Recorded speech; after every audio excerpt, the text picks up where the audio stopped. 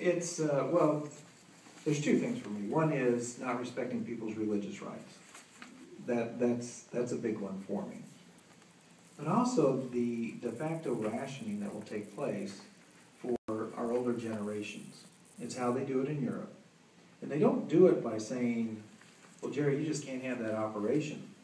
They do it by paying far less for somebody. The older somebody gets, the less money they'll pay for an operation. So let's just take for an example, somebody's 45, needs a knee replacement. Well, they'll pay $30,000 for that operation to a physician. But if somebody goes in there like my mom, who's 78, they'll go, well, yeah, you need a knee replacement, and we'll pay $15,000 for it. So since we will have limited medical professionals under this program, who is the doctor going to serve? He's going to serve where the economic incentive is. And that's the backdoor rationing that people are not aware of, that's written into this healthcare law. So that's the impact on the older generation of Americans now is going to be the most severely felt. In Europe, they've gotten used to this model over the years, so people just realize, hey, when I get to be 70, I'm not going to be able to get certain operations. You know, I'm not going to be able to get the knee replacement, hip replacement. There'll be certain surgeries I can't have. They are used to that program. But here, we're used to taking care of all generations. And so I think there's going to be a real culture shock if this goes forward, particularly for those who are 65 and older.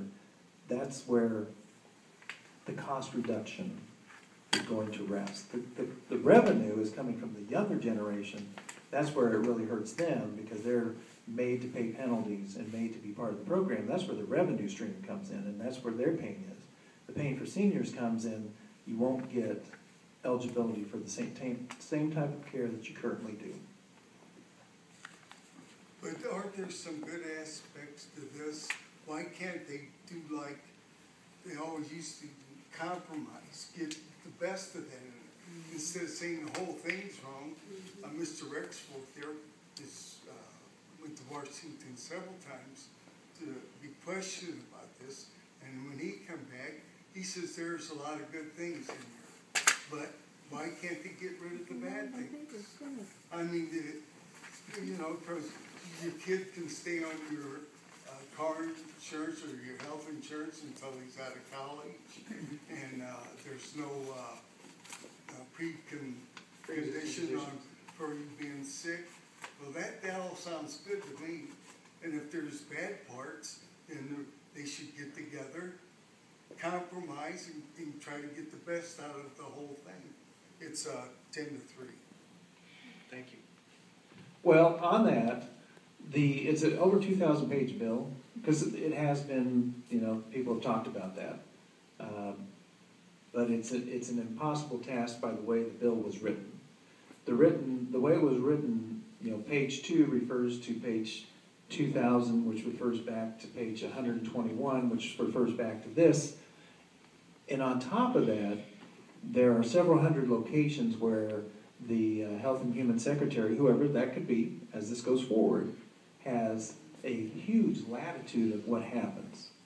And I think that is problematic because based on what the administration, we have a current administration, we may have a new one, and then after that we'll have another one, and after that we'll have another one. What is their philosophy, and who the Health and Human Secretary is will really determine what healthcare is in America, and that's one of the very bad aspects of the bill. The approach I favor, because people have said, yeah, there's some good stuff in there, there's some stuff the American people like. Well, I'm in favor of, okay, well, let's repeal the whole thing, and then let's go back and let's take what people say are good, and let's argue over those, and let's have a very simple bill, and let's pass that to give the American people what they want.